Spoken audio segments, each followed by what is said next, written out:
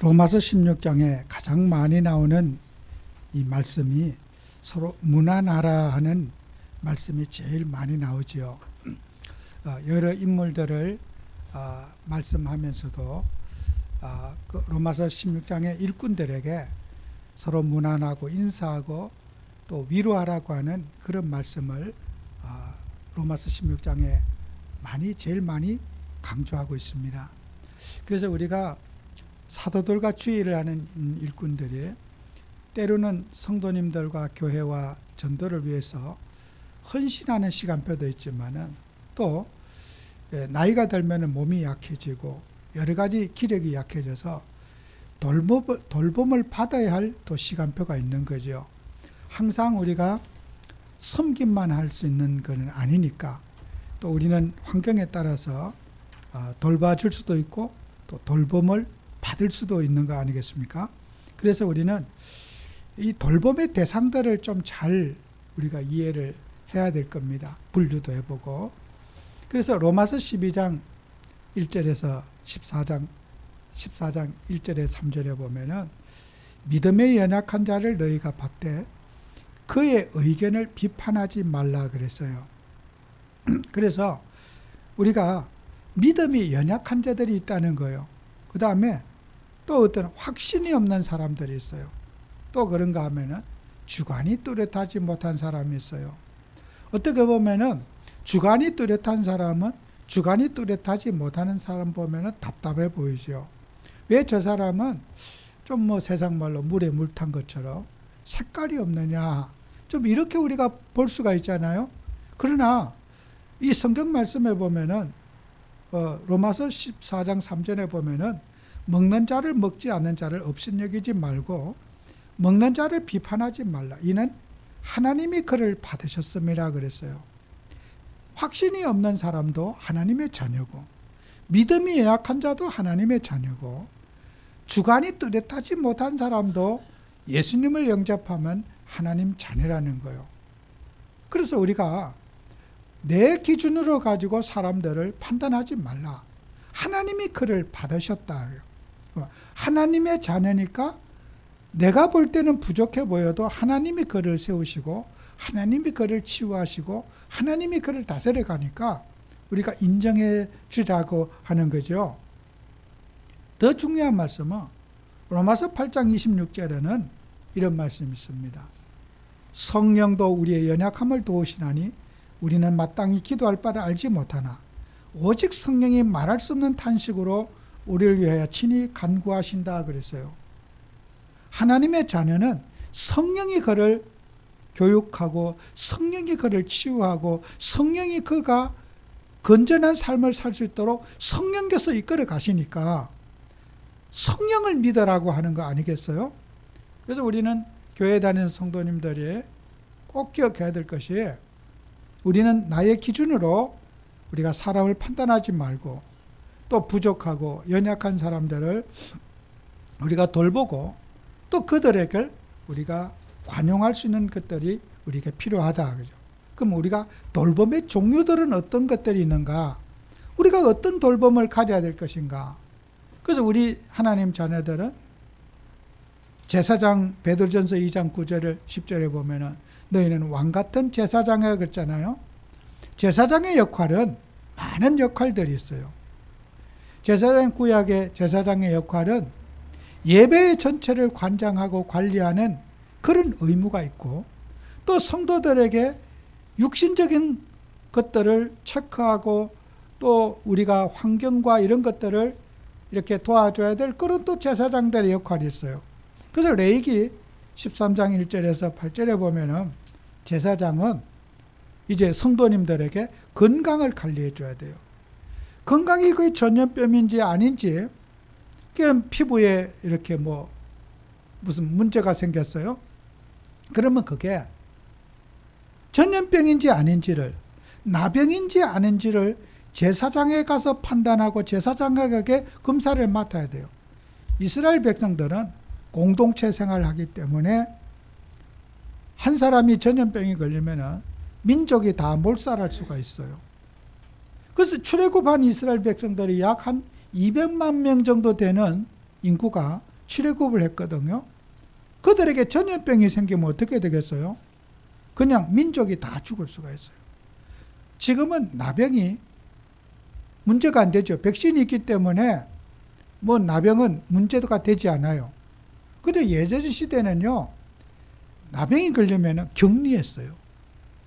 우리가 잘 아는 소록도 같은 곳에 나 환자들을 격리해서 수용했단 말이에요. 그러니까 우리가 하나님 자녀들이 이런 전염병, 우리가 얼마 전에도 이 코로나라고 하는 전염병 때문에 많은 우리가 몇 년 동안 위축을 받았잖아요. 우리 제사장들은요, 이 전염병의 감염, 그래서 많은 성도님들이 어려움 당하는 거 우리가 어떻게 해요? 대처해 줘야 되는 거예요. 그래서 옛날에는요, 전염병 감염이 어렵지 않았어요. 지금 있는 코로나가 지금 생긴 병이라고 생각하면 안 돼요. 옛날에도 전염병이 많이 있고요. 무슨 조류독감이나 이런 것들이 많이 있었어요. 근데 옛날에는요, 사람과 사람과의 이동이 적어가지고 어느 시골의 마을에 뭐 조류독감이 있었어요. 거기서 있어서 거기서 끝나. 옆 동네로 번지지 않아. 지금은 차가 있지요. 뭐 자동차가 있고 하니까 사람의 이동이 넓어졌어. 그러니까 전염병이 많이 확산되는 거예요. 특히 도시 같은 데는. 그래서 우리가 이 교회가 어떻게 해요? 그런 감염병에 대해서도 주의를 해야 되겠죠. 그래서 저도 이 교회 안에 한 4년 동안에 우리 성도님들이 예배는 드려야 되겠고, 코로나 걸리면 또 안 되잖아요. 또 일부 또 교회 청소도 하지만은, 여러분이 뭐 교회 문고리, 계단의 손잡이, 그거 잡는 거요. 다 그 세균이 옮을 수가 있잖아요. 물티슈로 다 닦는 거예요. 여러분이 손 짚고 다니는 거. 이런 보면 때 닦지만 또 닦아요. 마이크 이런 거. 왜 그런지 압니까? 우리 제사장은요, 교회 예배를 돕고 그런 전염병과 성도들에게 육신적인 문제가 일어나야 될 요소들을 제사장이 어떻게 해요? 해결해 줘야 돼요. 그게 제사장의 역할이에요. 또 환경에 대한 갈등과 문제가 많잖아요. 또 그런 것들을 또 우리가 제사장들이 도와줘야 되고, 또 경제적인 거, 직업적인 거, 이런 것들을 우리는 성도님들에게 도와줘야 돼요. 그 나눔의 정신, 이런 것들 우리 교회가 적극적으로 도와줘야 됩니다. 자, 이런 것만 해주면 되는 것이 아니라 여러분과 저는 영적인 돌봄을 또 해줘야 돼요. 육신적인 돌봄도 우리가 반드시, 성도들이 그런 부분에 지나친 갈등과 문제가 있는데 그것을 방치하면 안 된다는 거예요. 그래서 우리 성도님들에게 가정에서 어떤 어려움, 사회에서 어려움을 우리 교회는 기도해주고, 그런 기도의 방향을 가지고 한 사람 한 사람의 어떤 돌봄이 필요한지를 우리가 거기에 맞게 돌봄의 역할을 해줘야 된다는 거예요. 그래서 영적인 돌봄을 우리가 또 해줘야 될 이유를 가져야 돼요. 로마서 12장 1절에서 2절에 보면은, 그러므로 형제들아, 내가 하나님의 모든 자비하심으로 너희를 권하노니 너희 몸을 하나님이 기뻐하시는 거룩한 산제물로 드리라. 이는 너희가 드릴 영적 예배라 그랬어요. 우리는요, 몸을 하나님 앞에 산제사로 드리라 그랬어요. 그래서 우리는, 여러분이 몸을 하나님 앞에 산제사로 드리라는 것은 예배 생활에 잘 길들여지고 예배에 방해되지 않는 삶을 우리가 도와줘야 돼요. 그래서 우리가 예배가 방해되지 않고 또 기도에 집중할 수 있도록, 기도에 응답을 받을 수 있도록 또 그런 부분을 우리가 체크해야 될 것이고, 또 우리는 이런 우리가 구정이나 명절 당하면 가족들 만나서 다 예수님을 믿으면 좋겠지만 예수님 안 믿는 사람에게 우리가 어떤 기준으로 섬겨야 될 것인지, 또 그들에게 육신적인 봉사는 어떻게 해야 될 것인지, 또 신앙의 방해를, 영적인 것에 손해보지 않으면서 어떻게 우리가 불신자들, 가족들, 관계들을 도울 것인지, 우리가 복음적인 삶을 또 적용해 나가야 되지 않겠어요? 우상숭배하거나 하나님을 믿지 않는 사람들에게 우리가 어떻게 대해야 될 건가? 이것도 우리는 복음적으로 그들을 어떻게 지도하고 또 응해야 될 부분과 거절해야 될 부분을 우리가 살펴야 되지 않겠어요? 그래서 우리는 우리의 모든 것들을 이제 영적으로 우리가 분석해서 그것을 어떻게 허락하고 우리가 해줘야 될 것인지 여러분이 판단해서 도와주셔야 될 거예요. 그 다음에 우리가 또 해야 될 게 있어요. 우리는 육신적인 돌봄과 영적인 돌봄은 분리할 수가 없단 말이에요. 이거는 우리는 영적인 것만 되면 되지 절대로 그렇지 않습니다. 몸이 아프면 마음도 아파요. 여러분의 육신이 어렵잖아요. 영적인 것에도 반드시 영향을 받아요. 그래서 우리가 육신적인 돌봄과 영적인 돌봄은 반드시 이 균형이 되어져야 되겠죠. 그 육신적인 우리가 돌봄만 갖기 위해서 하는 게 아니라 우리가 영적인 것과 육신은 같이 있기 때문에 반드시 우리는 영과 육을 같이 조화 있게 도와드려야 된단 말이에요. 그럴 때 우리는 교회 공동체 생활에 잘 연합할 수 있는 사람이 되겠죠.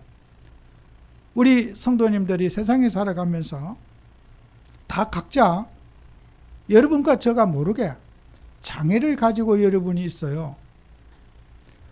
여러분을 보고 장애인이라 그러면은 속상하겠죠, 그죠? 나를 보고 장애인이라 그러네? 내가 무슨 장애가 있다고? 근데요, 여러분이 하나님 믿고 살아가면서 각자가 장애를 가지고 있는 것을 장애를 가지고 있는데 장애를 모르는 게 더 큰 문제예요. 저에게도 마찬가지예요.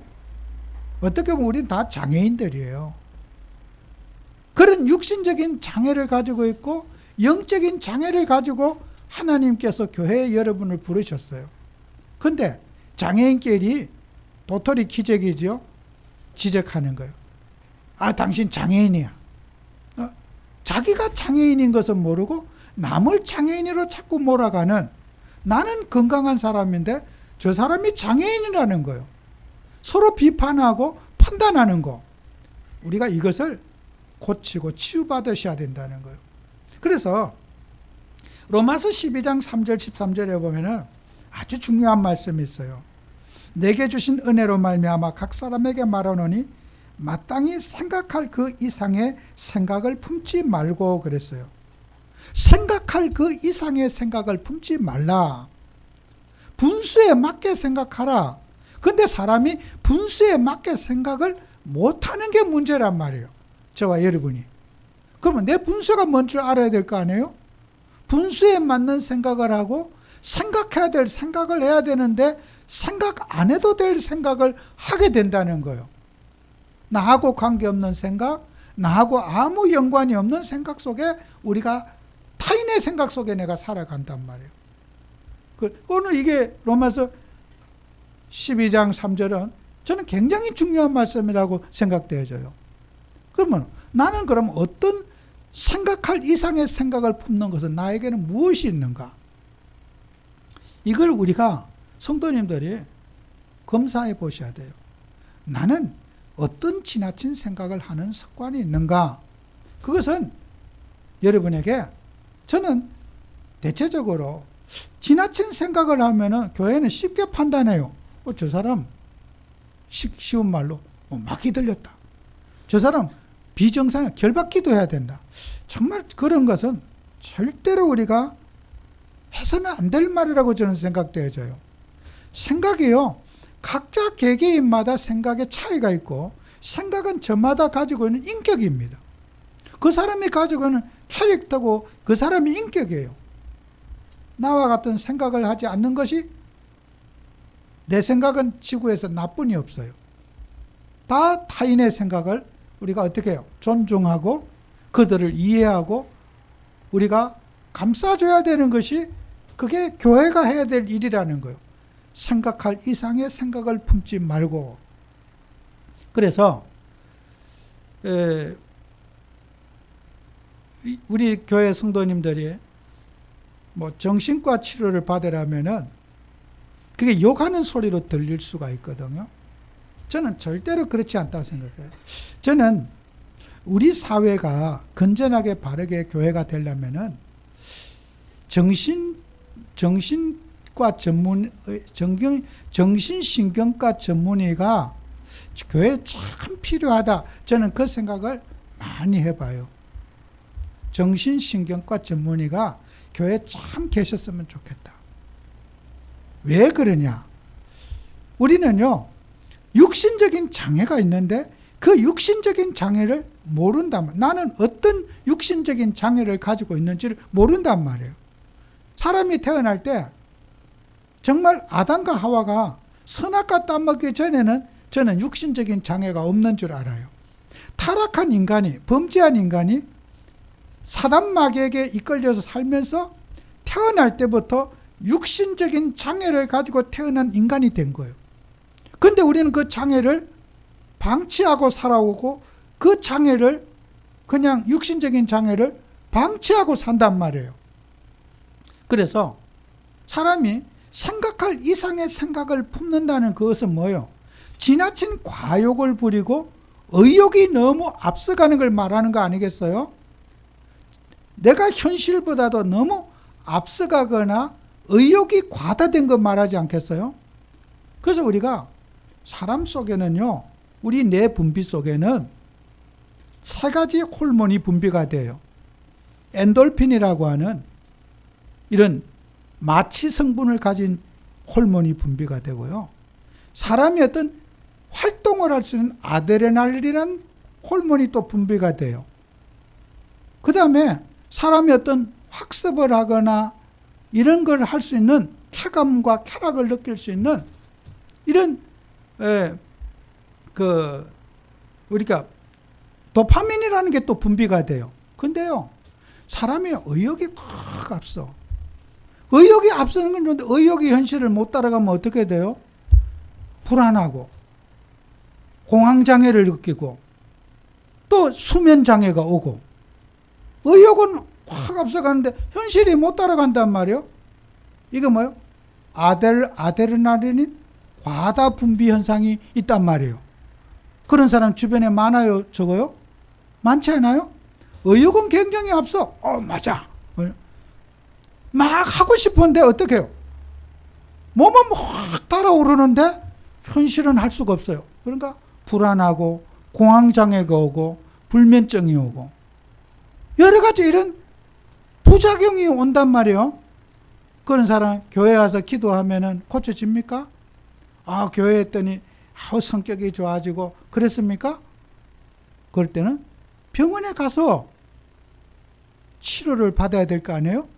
나는 아드레날린이 과다하게 분비되는 이런 장애를 가지고 있다. 그러면 가서 어떤 약물 치료도 하고 심리 치료도 하고 해서 그 사람이 신경이 이렇게 과욕을 부리지 않도록 그런 사람이 사업을 해보세요. 사업 망하지 않겠어요? 와, 충격받으면 와 하고 뭐 좋다면 확 가고 막 가보니까 속았어. 이거 그러면 어떻게 해요? 그런 사람이 경제적인 돈을 벌겠어요? 사기꾼에게 다 홀끼고. 인생이 건강의 문제가 직업에도 영향을 주게 되고 삶에도 직접적인 영향을 준단 말이에요. 그래서 우리는 지금 목사가 의술을 우리가 성도님들이 무슨 병 걸렸는지 진단할 필요 없어요. 구약에는 제사장이 의사의 역할을 했지만은 지금은 병원에는 의사에게 성도님들을 맡기면은 훨씬 더 치료를 잘해줍니다. 내가 성도님들 무슨 병이냐고 청진기 때 봐야 내가 뭘 압니까? 목사가 의술까지는 신경 쓸 거 없어요. 의사의 도움을 받아서 건강을 진단해보고 진찰을 해보면은 처방책이 나올 거 아니에요. 그래서 목사는 영적인 의무를 하면 될 것이고 예배생활과 기도생활 이런 삶을 우리가 누릴수록 도와주면 될 것이고 우리가 제사장의 역할은 내가 직접적으로 해야 될 일도 있고 우리가 세워진 일꾼과 이런 과학적인 기술을 활용할 수도 있는 부분이에요. 우리가 문자적으로 구약에 이렇게 했기 때문에 목사가 다 해야 된다. 그거는 전혀 맞지 않는 거예요. 그래서 우리가 현실에 그런 장애를 가진 사람, 여러분 주변에 자신에게 누구나 사람은 똑같은 호르몬이 똑같이 분비되는 사람은 없어요. 다 어떤 그걸 성격이라 그러죠. 저 사람 성격이 이상해. 저 사람 좀 지나치게 과욕이 있어. 저 사람 지나치게 낙심하고 소심해. 우리는 흔히 그렇게 말하지만 이것이 치료 가능한 부분이 될 수 있는 거예요. 사람은 노력해. 근데 내가 환자라는 것을 모르면은, 장애인이라는 것을 모르면은 치료책이 없는 거예요. 이 자리에는 저도 장애인이에요. 그 장애를 가지고 끊임없이 내가 노력해야 될 부분이 있고 또 극복해야 될 부분이 있을 거 아니에요. 생긴 대로 살면은 교육이 필요 없잖아요. 근데 내가 어떤 장애를 가지고 있는가 진단이 되고 나야지 거기에서 노력할 부분이 보이지 않겠어요? 여러분 개개인이 살면서 평생 이 말씀 붙잡고 응답받는 축복 받으시기 바라요. 나는 건강한 사람이고 타인을 전부 장애인으로 몰아가는 거예요. 저 사람이 이상해. 장애인이야. 우리는 장애인이 아닌 사람은 한 분도 없습니다. 우리 다 장애인이에요. 돌봄을 받아야 돼요. 하나님에게 돌봄을 받고 성령의 돌봄을 받아서 여러분은 장애를 극복하는 축복 받으시기 바라요. 내가 완전하다고 생각하기 때문에 내 기준으로 사람들을 정죄하고 판단하고 비판하는 거 아니겠어요?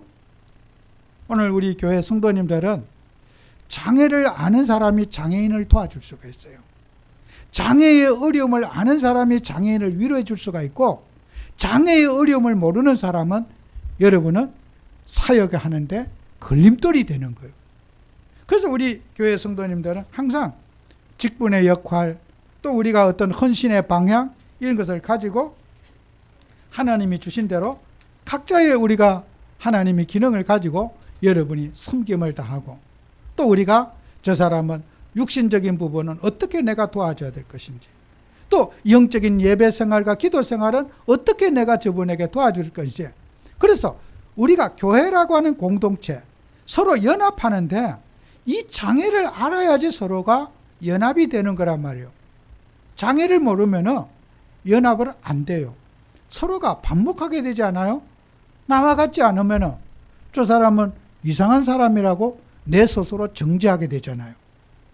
여러분의 가족에게도 마찬가지고 또 여러분의 친구나 직장에도 이 진단을 우리가 해야 돼요. 그 끊임없이 공부를 해야 되는 거예요. 공부하지 않으면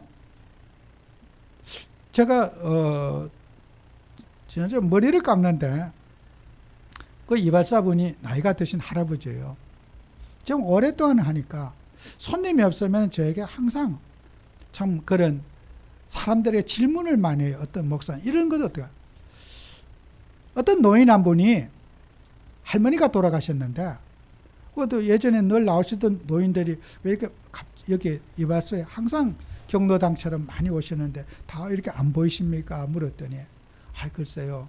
노인들이 다들 이렇게 건강에 안 좋으셔가지고 많이 돌아가시고 누구도 돌아가시고 주변에 동네 많은 분들이 돌아가셨더라고요. 그리고 어떤 분은 이제 자기에게 상담이 하더래요. 노인들에게 이발사가 늘 노인들 상담해 주시거든요. 따뜻하게 잘 상담해 줘요. 이런 분인데 어떻게 해야 됩니까? 물어요. 할머니가 돌아가셨는데 그래서 이제 혼자 있는데 할머니가 싱크대에서 그릇을 씻고 막 뭐 하더래요. 그래서 여보하고 갔는데 가보니까 할머니가 없더래요. 그래서 자네들한테 얘기를 했더니 우리 아버지 돌았다고. 이 아버지가 이제 헛게 보이고 이제 그런 헛게 보이는 거 어떻게 해야 됩니까? 이제 묻는 거예요. 그래서 제가 뭐 돌았다는 그 얘기를 자네 하기 전에 그랬어요. 자식에게 며느리에게 그 얘기하면은 우리 아버지 이상해졌다고 요양병원에 가야 되겠다고 바로 데려가실 겁니다. 우리 아버지 혼자 놔두면 안 된다고. 그건 잘못된 겁니다.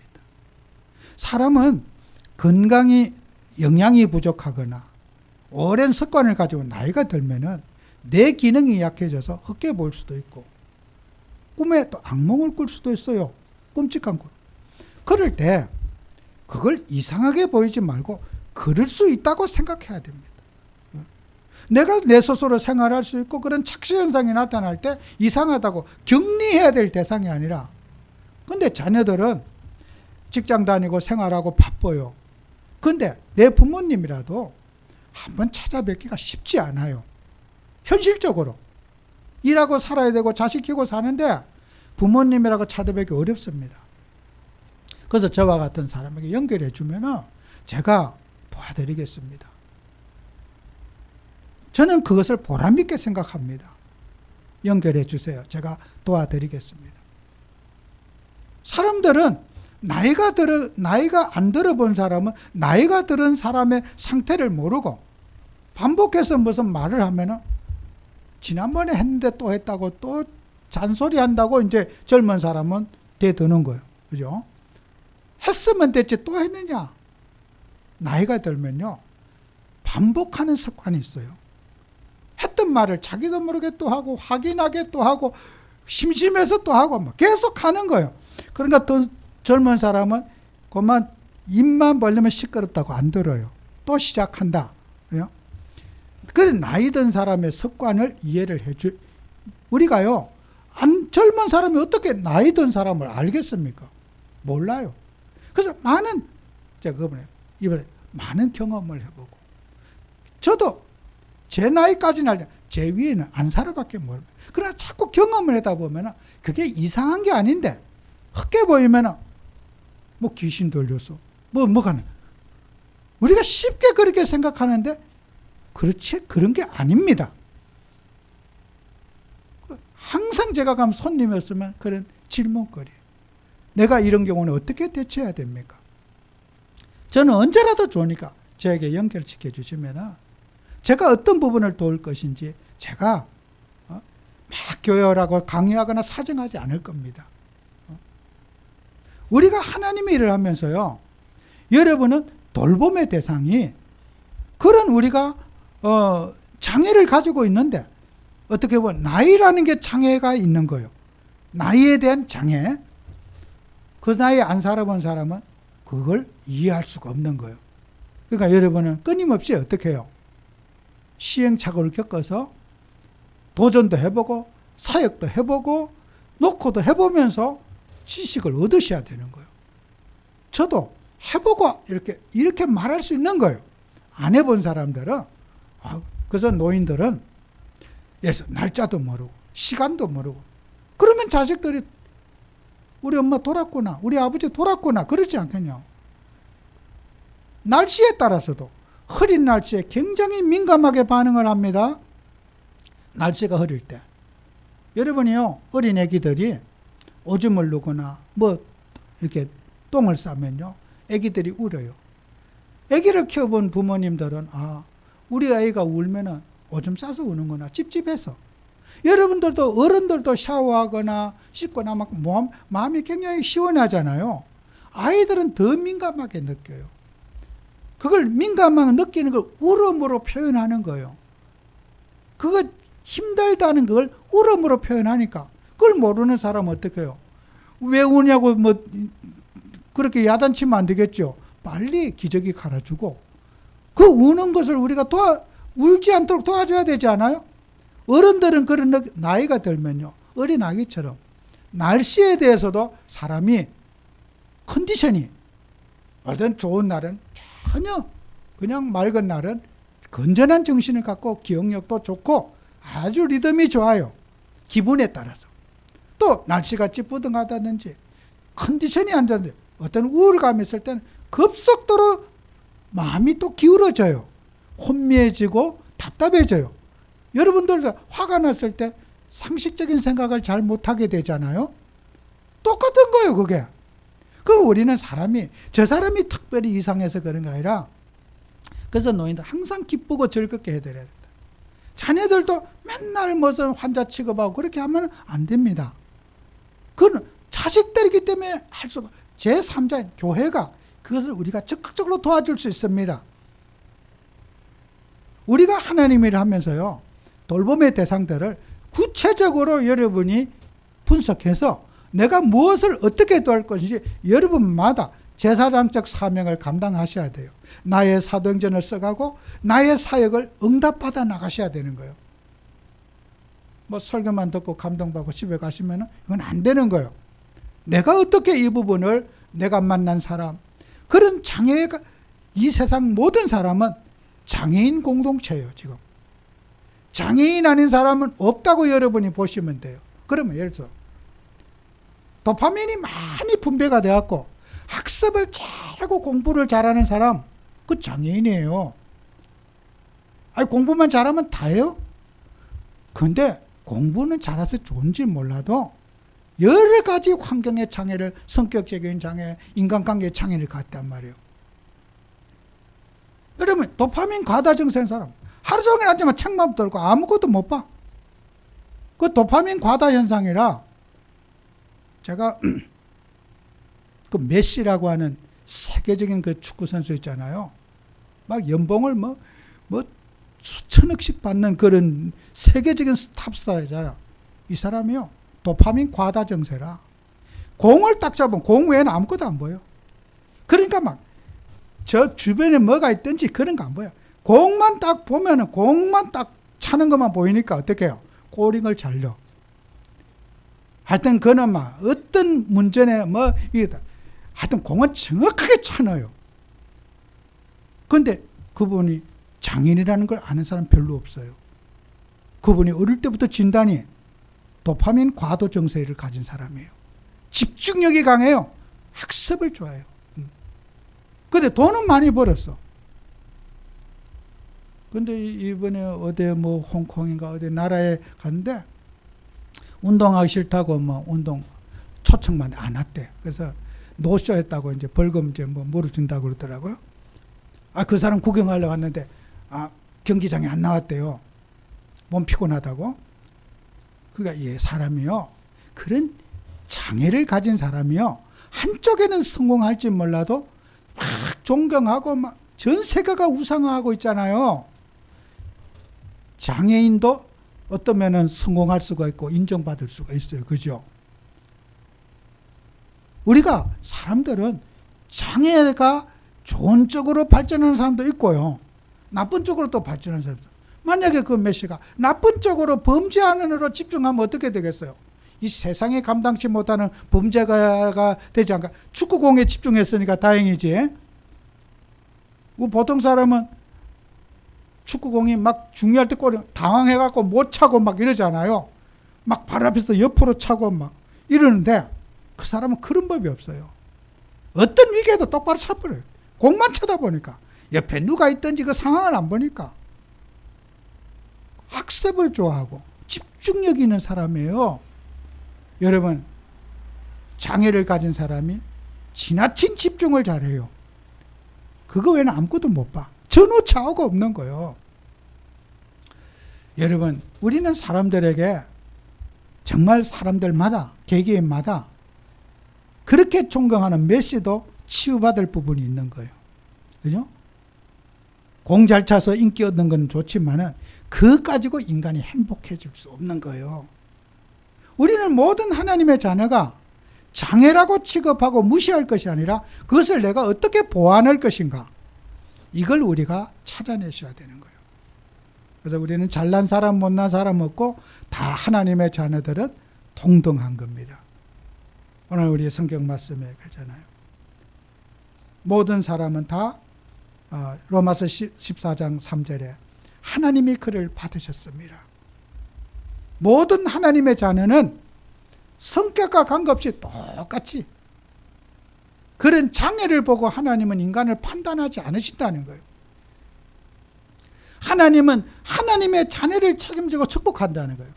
여러분이 오늘도 이 말씀 붙잡고 반드시 우리는 영적 생활하면서 내 자신의 보완할 점이 뭔가, 또 내 자신의 보완점을 가지고 또 그게 우리가 타인을 섬길 수 있는, 또 로마서 16장에 있는 대로 우리가 이런 평생을 복음에 수고한 전도자들, 바울은 성도를 돌봐자라 그런 말이 아니잖아요. 나에게 복음 전하고 같이 생명을 같이 생사고락을 같이 했던 전도자들을 문안해 달라. 그들은 지금 돌봄을 받을 대상이라는 거예요. 성도들이 돌봄을 받았지만 이제는 시간표가 그 수고한 분들을 돌봐줘야 될 대상이니까 돌봐주라고 하는 거예요. 무난하라. 그죠? 이게 로마서 16장의 주제입니다. 여러분, 로마서를 우리가 마감하면서 로마서는 인물이 중요한 거 하나도 없어요. 이 편지의 주제, 포인트를 붙잡으셔야 돼요. 아이고 나도 인정받는 사람이 돼야 되겠다. 그런 육신적인 우리가 논리, 그거는 해석은 옳지 않아요. 우리가 인정을 받아야 됩니까? 주님이 아시면 됐죠. 정말 저와 여러분들은 이 돌봄의 대상을 분석해서 잘 섬김을 다하는 그런 축복을 누리는 한 주 되시기를 바랍니다. 기도합니다. 하나님, 우리는 그리스도 예수로 말미암아 하나님의 자녀가 되었습니다. 정말 하나님이 우리를 돌봐주시고 우리를 인도하시며 우리를 이끌어 가시며 감사드립니다. 성령께서 우리의 보호자가 되시며 우리를 천국 가는 그날까지 인도하실 걸 믿습니다. 정말 주님의 인도를 받는 한 주가 되도록 축복해 주옵소서.